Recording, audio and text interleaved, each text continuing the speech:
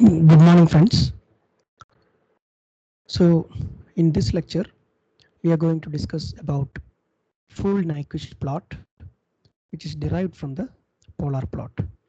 In the previous lectures, to be specific, in the previous 3 lectures, we have discussed how the polar plot is drawn and what is the concept of a polar plot derived from the conformal mapping, the concept of conformal mapping.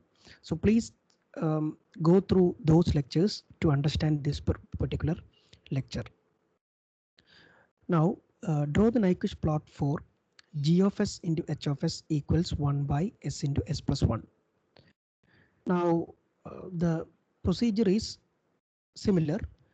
First to draw the polar plot, then take the mirror image of polar plot, then to find the number of encirclements around -1 plus j0.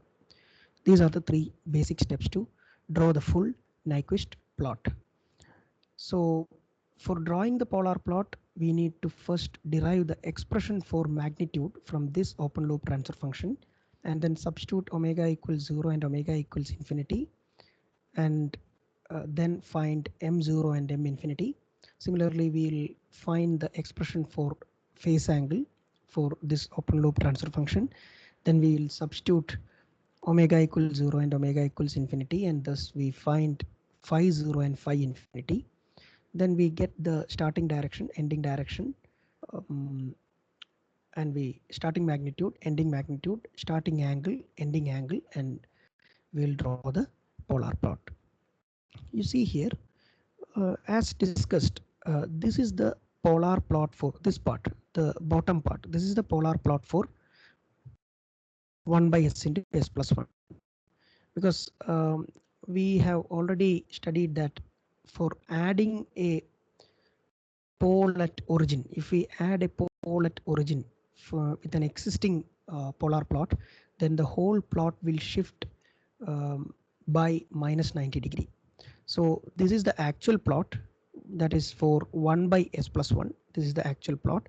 So when it shifts by -90°, the whole plot shifts by -90°, it will become this. Okay, now we take the mirror image of this one.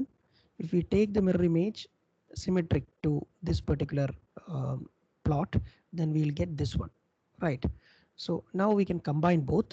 So this is the major part of the Nyquist plot, excluding the number of encirclements. Now we need to find the number of encirclements. We'll come to it. How we are going to find the number of encirclements, we'll see. But this is the first part of the Nyquist plot. So this is the starting point and this is the ending point. Okay, now to find the number of encirclements, we must see the number of poles at origin. So if it is s raised to 1, there is one s raised to 1 in the denominator. That means 1 encirclement by pi. Okay, pi in the sense 180°. That is clockwise encirclement. If it is s squared, there is s squared in the denominator, then it is 2 pi, 2 clockwise. If it is encirclement, that is n clockwise encirclements.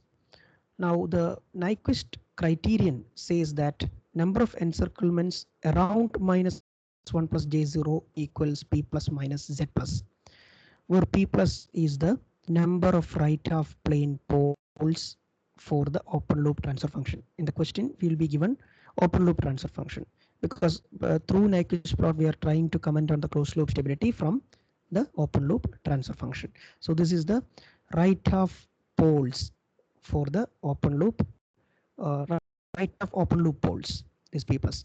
Now z plus is the poles of the closed loop transfer function in the right half plane. So this is the decisive the decisive factor for commenting on the closed loop stability. So if we know the number of encirclements around -1 plus j0, and if we know the number of right half open loop poles, we will get the number of closed loop right half poles, and thus we can comment on the stability. Now we will see this in detail. draw the Nyquist plot for open loop transfer function 10 by s plus 1 and check stability. So for 10 by s plus 1, this is the polar plot. The green part is a polar plot. Now we are going to take the mirror image and we are going to complete the Nyquist plot. So we are going to take the pink part also, this one, the pink part also. So this is the full Nyquist plot. Now we need to see the number of encirclements also, but here we don't have any pole at origin, so we need not take extra encirclements now. That means it is 0 into pi. There is no clockwise encirclements in addition. So this is the only encirclement we have, but we can see here that this encirclement, this does not encircle -1 plus j0, right? So around -1 plus j0, the encirclements are 0. So n equals 0. Now what about p plus? P plus is the open loop right half plane poles, right? There are no right half plane poles in the open loop transfer function. Only one pole is there, which is s equals -1. That is on the left half plane. So p plus is 0. So n equals 0 and p plus is 0. And we know that n equals p plus minus z plus. So z plus is 0. Z plus is 0 in the sense closed loop poles on the right half plane is 0. That means the system is stable. It's not unstable, it's stable. Now, I mean, the magnitude, the starting magnitude, the ending magnitude, the starting direction, the ending direction, these things we have already discussed how to draw this. So I'm not going to that now. You go through the previous lectures. From there only we are drawing this. Okay, and you just complete the diagram and check the number of encirclements.